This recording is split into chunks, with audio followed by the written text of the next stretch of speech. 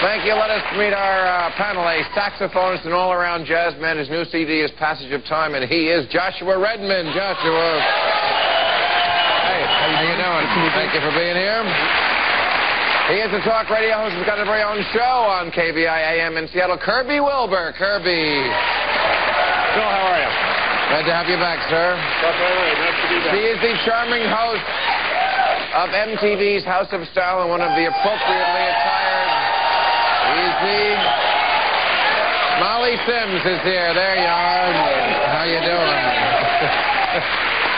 And the front man of Public Image Limited. He's expanding on the technological innovations of the music as a solo performer. England's original mad cow. John Lydon, ladies and gentlemen. Hello, Mr. Rotten. Bastard.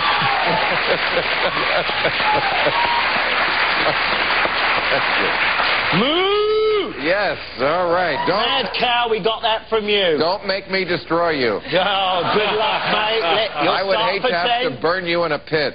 Oh, he fancies his chances. Okay, no, I agree. You know, I've said before, I'm for mad cow disease, but we can't... I am too, actually. You are? Less meat.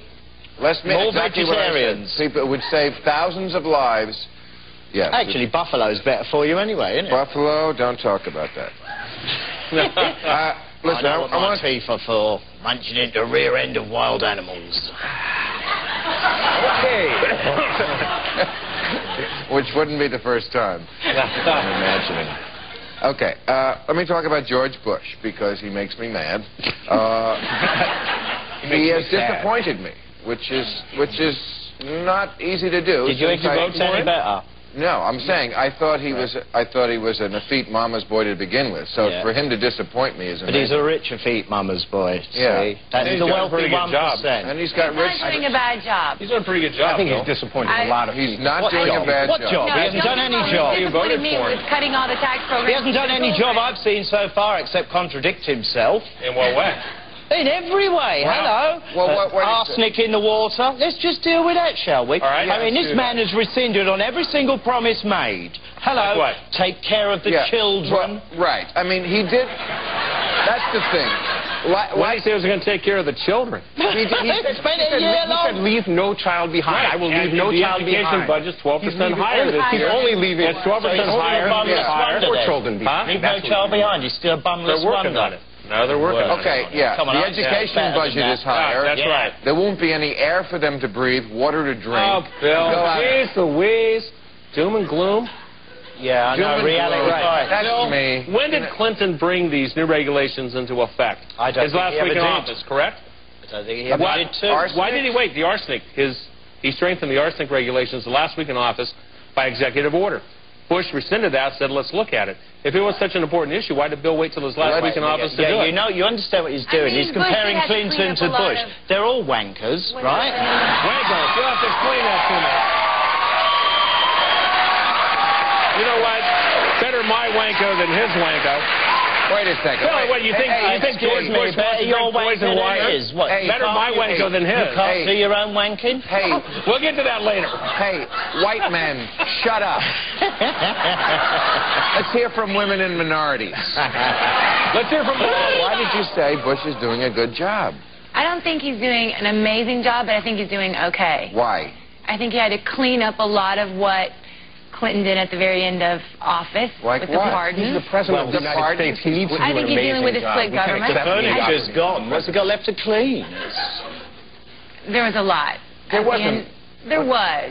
What do you mean? Look at all the pardons. Look at, I don't know. It's Pardons is not something the next president can clean up, nor needed to be cleaned up. Clean up the air. He can clean up the water. Yeah, In 2 really. months? To do that. That's It'd have to be pretty amazing to do it in 2 months. not in 2 months. They had 10 years to work out those already regulations. negated Yeah, on all of Clinton that had anyway. And he waited till the very last week. Why But was that? basically, wait a second. But Bush ran as a centrist.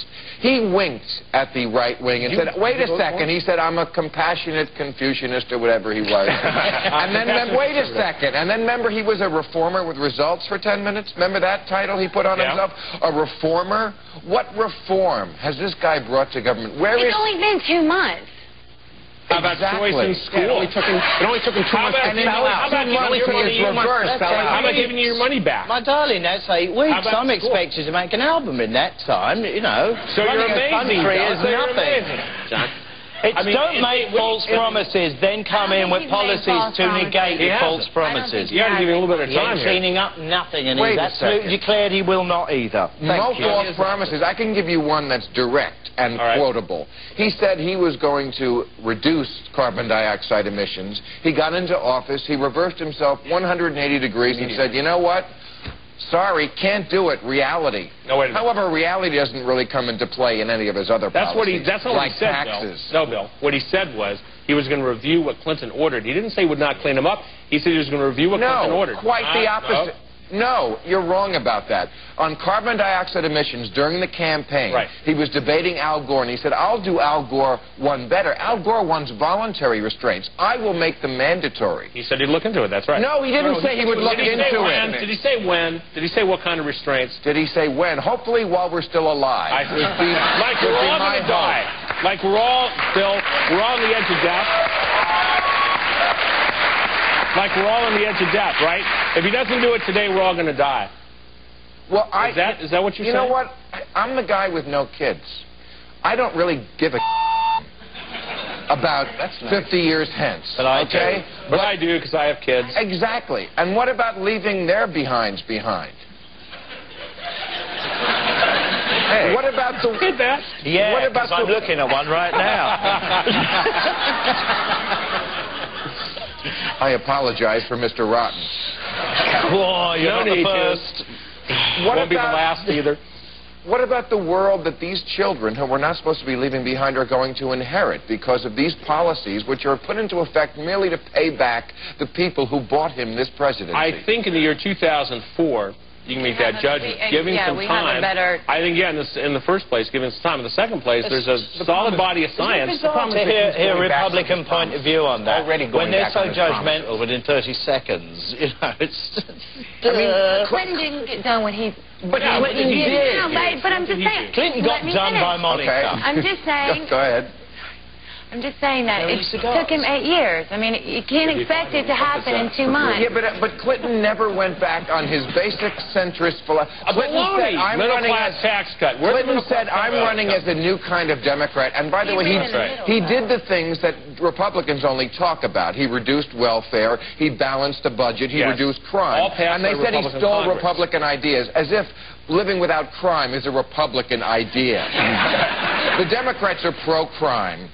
You know, so he stole that idea. I mean, they talked a good game. He actually did it. He was a centrist. This guy ran as a centrist, Bush, and he's not a centrist. He's hoisted the pirate flag. But do you think he has to be some sort of a centrist, though, with the Congress? I think you have to be honest. I would love him to be anything passed. But he's not. We'll see what happens with campaign finance reform. But you're saying if he goes back, then he's going against what he ran for. Exactly. Already, within 2 months, he's gone back against what he got voted in for. What, a tax cut? First of all, he shouldn't have been voted in. I voted for it to get a moral. What? No roads, no schools, not at all. Arsenic in the water, you're killing your population. No. Tax cut means when the government's going to take in $5 trillion more than they are spending, including adding all that added money that Bush has increased spending on, means giving our money back as it belongs to us. Us. You know how much money us is going to get?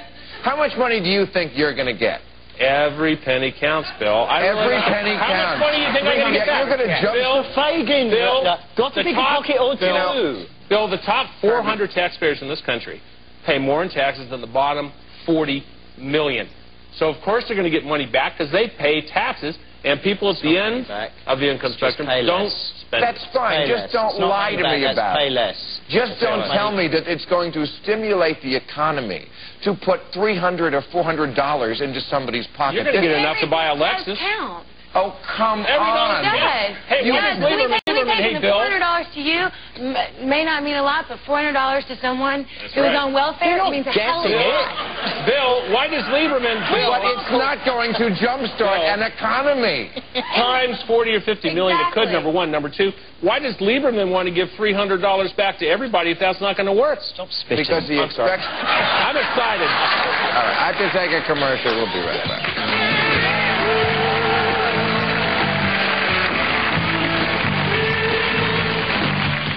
In the face of a new report showing consumer confidence is up, President Bush had a much harder job today in his quest to talk the economy down, but he persevered, comparing it to a winded runner, and at one point, this was desperate, asking, if the economy's so good, how come a big star like Jennifer Lopez can't afford a bra? In Great Britain, it turns out that the outbreak of hoof and mouth disease that they've been suffering through, get this, it originated when they were feeding swill to pigs, or as we call it here in America, reality programming.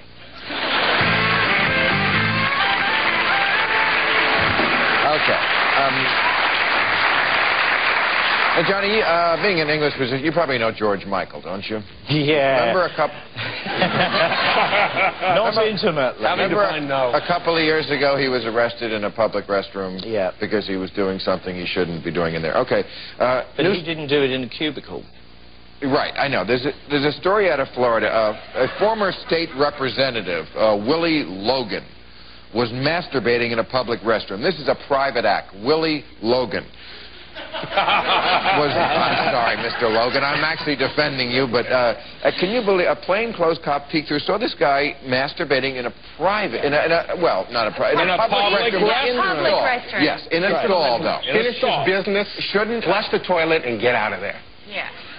You should not be masturbating. Say what we could do in a toilet. No, you should not be masturbating in a public restroom. What if you brought your child in there to help him use the restroom? Excuse me, the door was closed. No, they do it in a private bath. I don't care if the door was closed. You should not be doing it in a public restroom. You're a busybody. You mustn't care what other people do behind a closed door. Otherwise, in his private bedroom. If you want privacy in a private bedroom, people find public toilets better than a bedroom. And a public toilet. Maybe he didn't have any lotion left at home, you know? But maybe he was looking for something else and didn't find it. You can't keep interfering in people's lives and what they do in the toilet. It's a public toilet. If the door's closed. Right. This man was spied on, was he not? Well, a clock... Had he been there? Do we know if he's been there before? Like, is this like a place like where George Michael I'm sure he's been there before. Yeah, was George Michael there? How much of anyone's business do you want to know? Like, doing it in a public place makes it a public matter. But isn't... Wait a second. Isn't the cubicle, isn't the closed door... That's still a public restroom. Still a public restroom. Why does he do it at home? Then nobody has to bother me. Well, why should the lotions and everything else at home? Because it's to a restaurant. We can eat at home. Wait a second. It's a restroom. It doesn't say specifically what's resting, how you choose to rest, how you choose, or how you choose to relax. What fluids are you choosing to release from your body? Do it at home. Why are you deciding which fluids? I'm serious. Why is this fluid, which by the way is way less disgusting than someone in there after having eaten a cheeseburger? That's disgusting to me. This has no smell. How do you get a cheeseburger? But I've got to say, I agree with Bill. I agree with Bill. After a dose of foot and mouth out, a little bit is okie dokie. That's right. Okay, what if you brought your child into a restroom and someone... He wouldn't know. You Will you bring your child into a restroom and have them peek through the stall door? It's a public restroom. Seriously, how would your child know? No, there is no expectation of privacy in a public restroom. I'm sorry, there is... Behind the stall door? If he wanted to be private, I want my money back. Behind the stall door, there's no expectation in a public restroom. I want my money back. You can have it back. I'm going to use toilet, and I'm not private anymore. Wait a second. I disagree. Behind a stall door, there is an expectation of privacy. Not for that. That's why they have a door. Yeah, but that's not what restaurants... That's not what the toilet's for. No, that's not what the toilet's for. Bill, what is it now? 1 lump or 2? What are you talking about? What does that mean, 1 lump or 2? Well, I'm sure somebody out there knows. How much is your private business, 1 lump or 2? You know, this kind of like monitoring your private transactions behind a closed door. I'm not saying it's monitoring. I'm not saying that. You're talking about your children, but your children aren't in view of this. That's a different... Are you going to take your children in to see them do that? It's a public restroom. Different, and I'd be bang on his case. I don't think that should be used for that his own privacy. He's not in his own resting private publicly space when he defecates. That's what a restroom's for. That's why there's toilet paper and no lotion. Well, then that's what you're supposed to do in a bathroom, all right? Lotion? Never mind. What do you use? Oh, that's right. No, us English have foreskins. I don't know. Have you been to the Ritz-Carlton? But, no. But I hate to beat a dead horse and use that phrase. If you're going to beat a dead horse, do it at home in your privacy of your bedroom. But wait a second. Bathroom. You're in public. You have to do private things. That's why we have restrooms with To use stalls. the bathroom. You go to the bathroom, disposal, But you're putting that on it. Why are you putting this puritanical thing over it? It has nothing to do with Of course it is.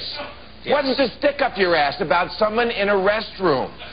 Behind a stall. Why? What do you care what anyone else is doing? Your kids would never be affected by that. I don't care what he does in his private You're worried bedroom. that your kids are going to walk into a restroom and be prying into the stall?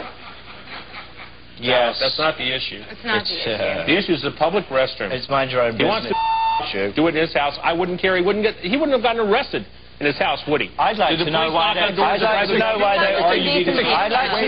were two police officers to follow him into this. That's a different issue than whether or not public restrooms should be used for public masturbation. It's the puritanical strain. Right. It's the war on sex. We've had the war on drugs. Yes. We've been fighting the war on sex for years. It is not that at all. Hands off my William. Of course, you guys never say it's that. That's what they said in impeachment. It was about lying.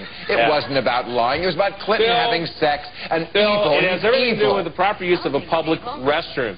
No one would have bothered him at home if he had done it 14 times. Who cares? You know what? That's something to do with the privacy of your home. In Texas, there are two guys who are on trial for having homosexual sex in the privacy of their own home. So don't tell me it doesn't happen. You have not asked me to defend that law, and that law is an issue here. What's issue is what's done in a public restroom. You want to talk about that law? Let's talk about that law. Okay, after this. Okay. Join us tomorrow when our guest will be the relic hunter Tia Carrere, host of Hollywood Square's Tom Bergeron, from Tomcats Jake Busey, and family activist Nancy Schaefer. All right. Talking about people's rights. Story that caught my eye on the news because as a comedian playing at comedy clubs my whole life, a deaf woman in Ohio has complained to the Civil Rights Commission in that state that she feels she was discriminated against because at the comedy club they would not provide an interpreter. Is this another ADA case? She's complaining under the ADA, Americans with Disabilities Act? I guess it is ADA. I'm not sure, but she said, you know, she wants to enjoy a comedy show, and therefore the club said, look, we'll go broke if we had to provide an interpreter every time somebody who was deaf came in here. And went broke on $60. Well, but I guess why? Is that what an interpreter costs? Well, one for each. They're going to go broke. Well, one for each time. I think the law calls for reasonable accommodation, and I think you can push accommodation beyond reason.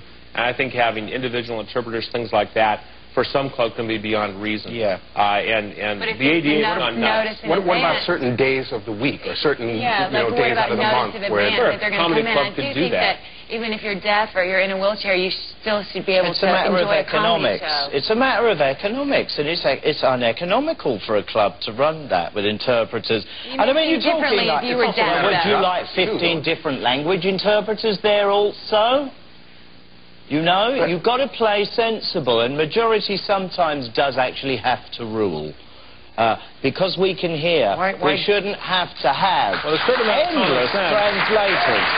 And I'm sorry, but liberal thinking can sometimes be completely illogical. If I was deaf, Molly, if I was deaf, I wouldn't claim I had the right to go to any club and listen anytime I wanted. I wouldn't claim I had the right to translate it for me. I think if there's enough notice in advance that they should be allowed to have an interpreter. I don't think they're not allowed. The club is going to go broke over that.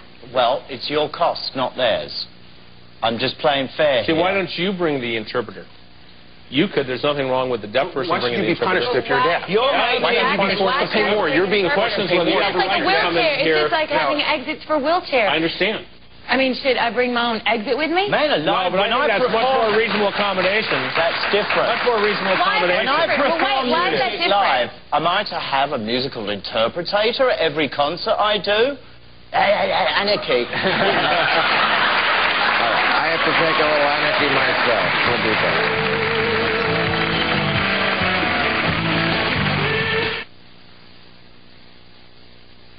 All right, here are your products. Tomorrow we have Tia Carrera, Tom Bergeron from Hollywood Squares, Jake Busey, and Nancy...